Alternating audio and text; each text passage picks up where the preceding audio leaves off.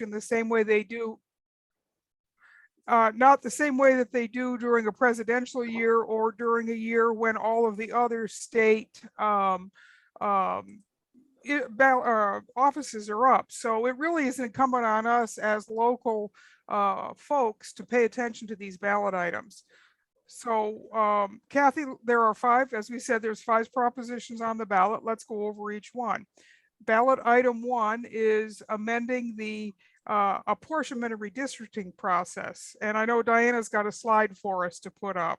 And the purpose of this proposal is to amend Article 3 of the New York State Constitution that relates to the way that congressional and state legislative offices are determined.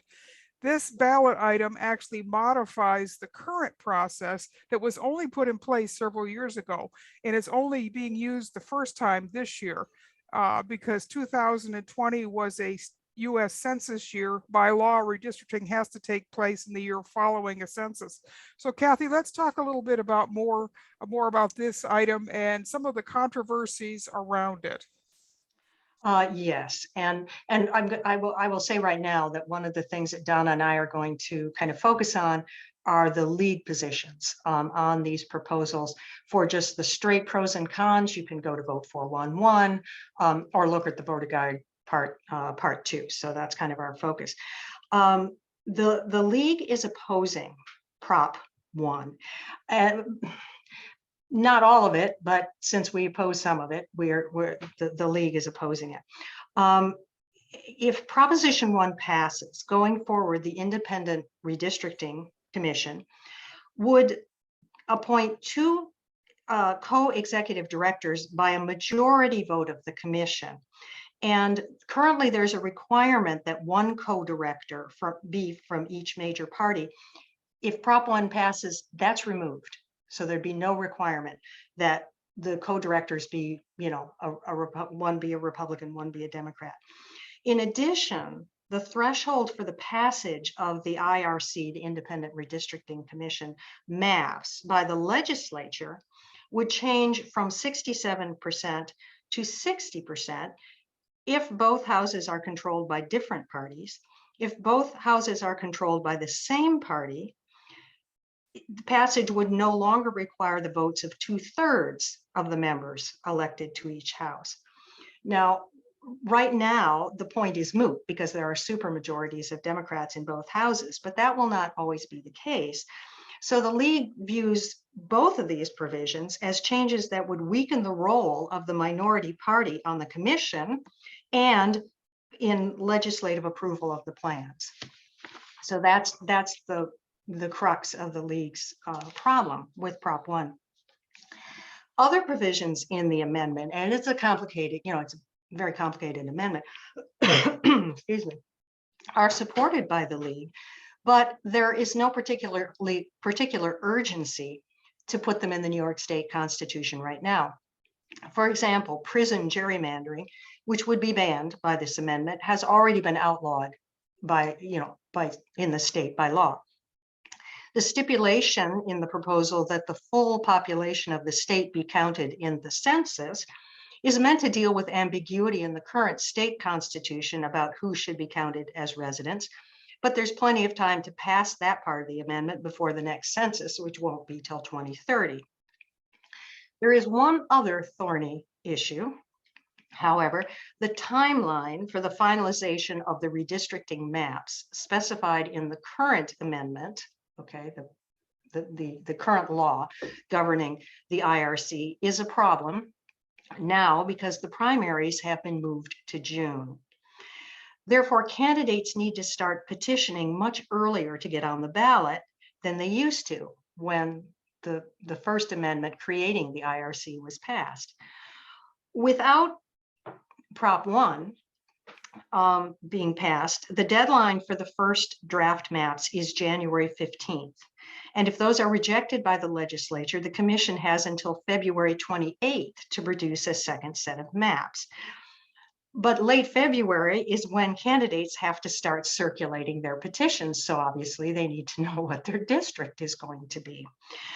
So this is a problem. However, this problem could be dealt with without Proposition 1 by the governor issuing a one-time executive order to change the date. So that is, without getting too deeply into the weeds, those are the issues involved with Prop 1 and why the League has come out against urging a no vote for Prop 1. And of course, we're not the only organization that has come out against Proposition 1. There are some other statewide, the so-called good government groups that also don't support this. And in fact, in our case in St. Lawrence County, the IRC came up with two sets of maps, one a Democratic map, one a Republican map, but they were very good to us because they actually, for the first time in about 20 years, kept our county lines intact when it came to redistricting. Right now, we have 7 districts in St. Lawrence County, and that was a result of the political decisions made by the state legislature 10 years ago. So we're pretty happy with the IRC over in our end of the North Country, because if we get to keep their maps, we will have 1 assembly person and 1 state senator instead of 4 and 3. Yes. So, although we do wish that they could agree on one set of maps, it's a problem. This is their first time through, so I think we have to figure out there's going to be a few growing pains and organizational issues as they figure out how to do this work. So we'll cut them a little slack this year, I think. So ballot item 2 is the right to clean air, clean water, and a healthful environment. And the purpose of this proposal is to protect public health and the environment by adding the right of each person to clean air and water and a healthful environment to the Bill of Rights in Article 1 of the New York State Constitution. So, Kathy, what are the details of this proposal, and did the League take position on it? The League certainly did take a position on this. Prop 2 is in accord with longstanding LWV US and New York State environmental positions and advocacy work, and the amendment also dovetails with the climate emergency resolution that the LWV of New York State passed at our most recent convention. The inclusion of our environmental rights in the state constitution would be a statement of value. The values the League believes that every New Yorker, regardless of the color of their skin, their zip code, how much money they have, has a right to clean air, clean water, and a healthful environment. It would enshrine these rights alongside our rights to free speech, freedom of religion, due process, and private property. And one objection that some people have to this is the very general language. As you can see, it's a compared to Prop 1, especially, it is a very short and simple proposition. And some people say it's too general. But of course, the rights that I just mentioned, free speech, freedom of religion, are similarly described in sweeping terms, and that has actually worked to our advantage to have those broad terms that then can be defined as time goes on. We know that right now, millions of New Yorkers live in areas that do not have a healthful environment, whether due to toxic chemicals in their drinking water or air pollution that triggers asthma and heart attacks and causes lung cancer, leading to an estimated 6,000 premature deaths a year in New York State. In addition, communities in critical wildlife areas around the state are threatened by development.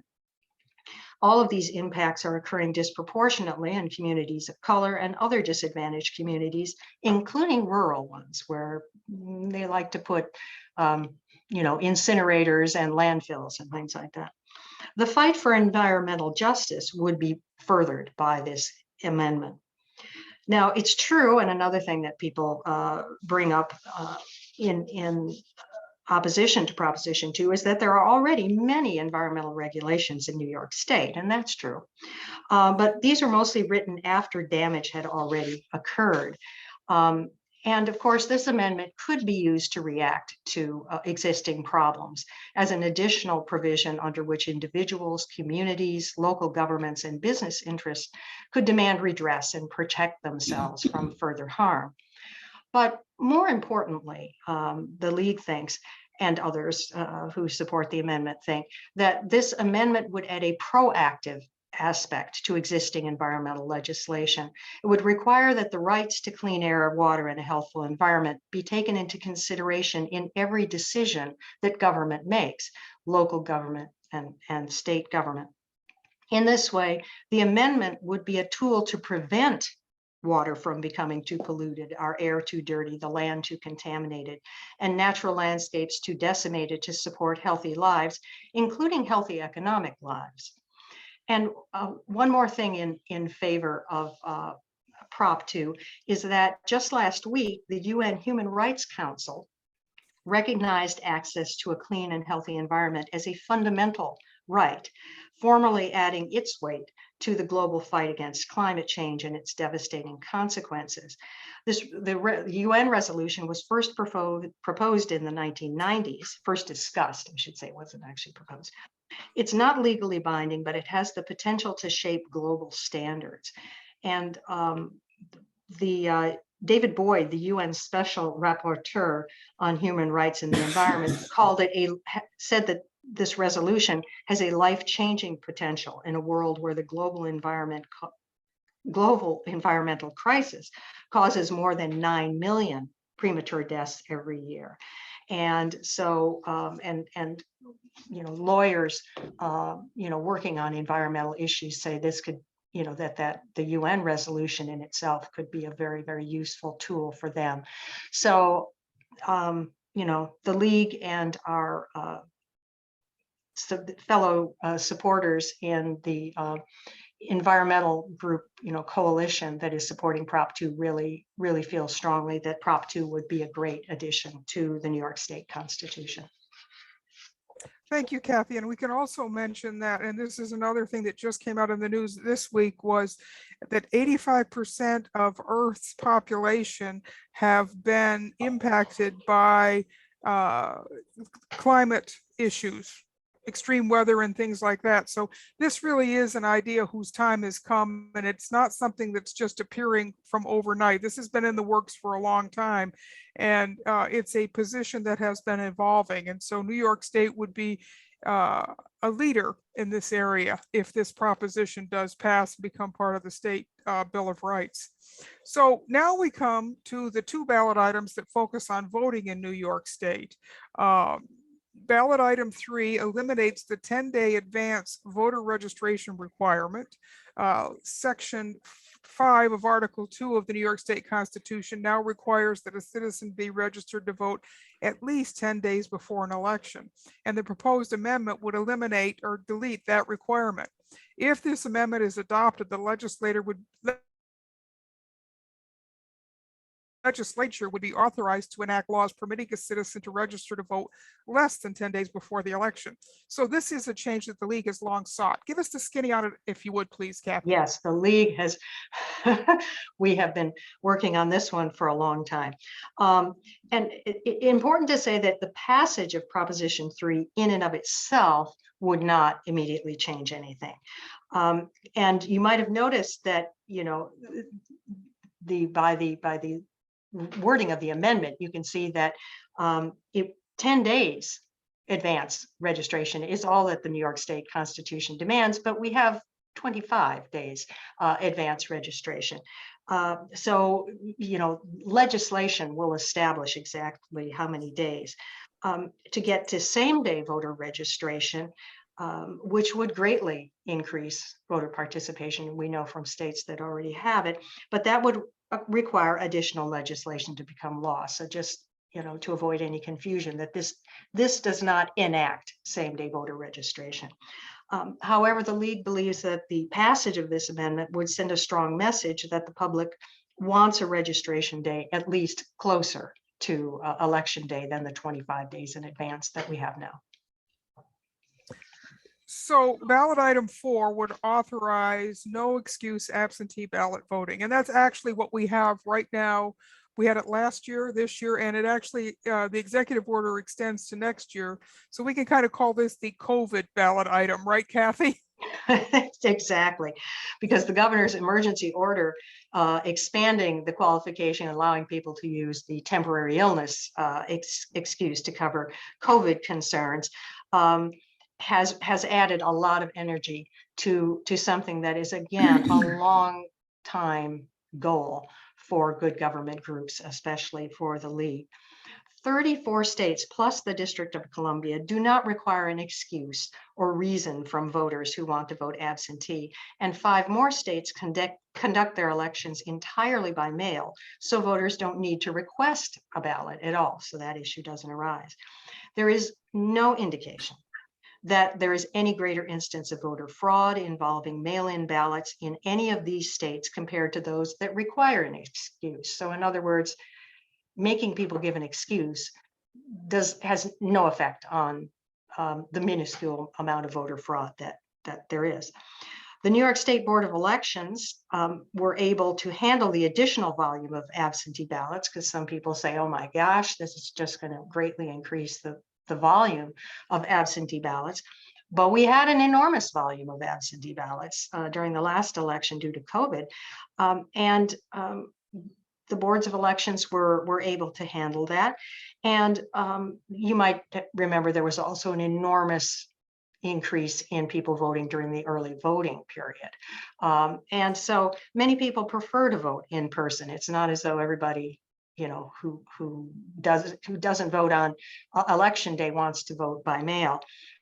Many people prefer to vote in person, but situations change, things come up, and people like having options and like having these choices. So the League strongly believes that you know, no excuse absentee voting will not add any greater burden on our boards of elections, and will increase access to voting, which people want.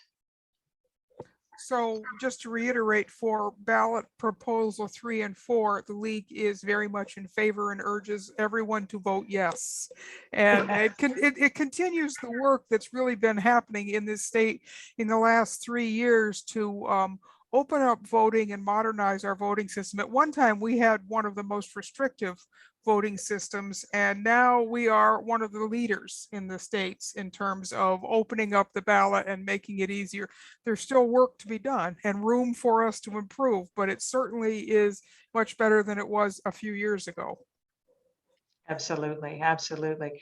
And yes, and as some parts of the country, restrictions are growing on voting and registration.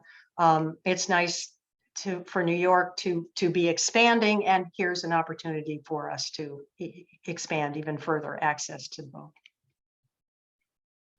To the ballot, that's right. To the So ballot, and our final ballot proposal involves the civil courts in New York City. So it's not something that is an actual burning issue for us up here in the North Country, since it only will affect New York City courts. But give folks a little bit of background on this, if you would, please, Kathy.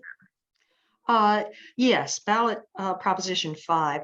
This affects trial courts within New York City, and it would, you know, as you can see from the wording of the proposal, it would allow them to hear and decide claims for up to $50,000 when they are currently limited to $25,000.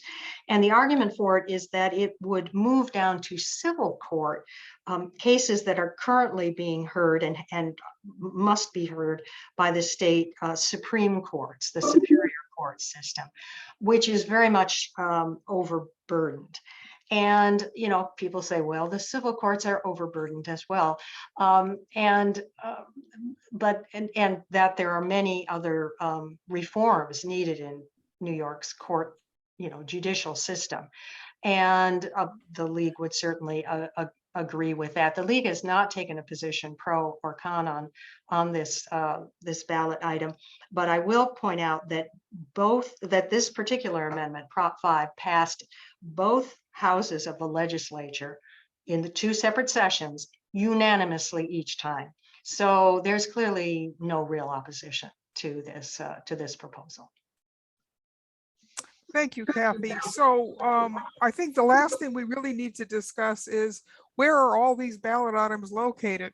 Tell us where they are and where people can find them and what they should do with them. That's right. Whether you vote absentee or early or on election day, you want to flip that ballot over.